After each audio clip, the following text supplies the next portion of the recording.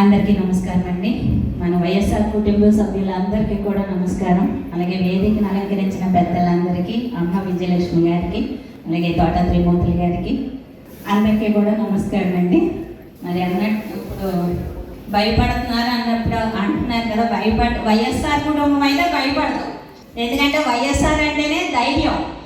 అందుకనే మనం ఎంతోమంది మారుతున్నా అంటే వాళ్ళు మా దాంట్లోకి పార్టీ మారగానే, అంటే ఇప్పుడు సునీల్ గారు సారీ నాగార్జున గారు అన్నట్టు పార్టీ మారగానే మా దాంట్లోకి వచ్చిన వాళ్ళు అందరూ వెళ్ళిపోయారు. అంతే తప్పించి వైఎస్ఆర్ కుటుంబ సభ్యులు అన్న వాళ్ళు ఎప్పటికీ వెళ్ళరన్నదే సత్యం.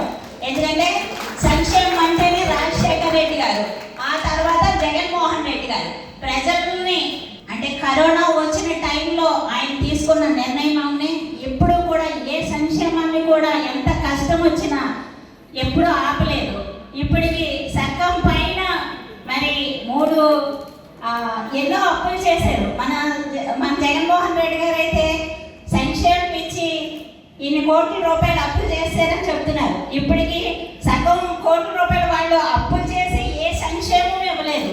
మనం ధైర్యంగా ఈ ఏవైతే సమావేశాలు అన్ని కూడా ఏ కమిటీలు వేస్తామో మనం ఇప్పుడు కూడా ధైర్యంగా మన వార్డుల్లో పర్యటన చేయొచ్చు. ఎందుకంటే మనం ఎవరిని కూడా మోసం చేయలేదు. అలాగే ప్రతి కుటుంబానికి 1, 2, 3, 4 సంక్షేమ పథకాలు ఖచ్చితంగా ఇచ్చున్నాం. నిజంగా అప్పుడు జగన్మోహన్ రెడ్డి గారు మన చేతుల మీద ఇవ్వాలి అంటే మన మున్సిపల్ ఆఫీసుల్లోనో లేదా మన పార్టీ ఆఫీసు అలా జరుగుతూనే ఉంటుంది మన చేతుల మీద వెళ్ళాలి అంటే. కానీ ఈ రోజున వాళ్ళు చేసిన దానికి మనం చేసిన దానికి మనకి ధైర్యం ఇచ్చింది మన పార్టీ జగన్మోహన్ రెడ్డి గారు, మన వైఎస్ఆర్ కుటుంబం. కాబట్టి ఎప్పుడైనా సరే ఎక్కడైనా సరే ధైర్యంగా మనం ఖచ్చితంగా ప్రజల్లోకి వెళ్తాము. దీనికి అందరూ కూడా ఈ పార్టీ సంస్థాగత కమిటీలన్నీ కూడా ధైర్యంగా వేస్తూ మనం ముందు ఇంకా పార్టీ తరపున కృషి చేయాలని కోరుకుంటూ అందరికీ మనం చేసుకుంటూ థ్యాంక్ యూ.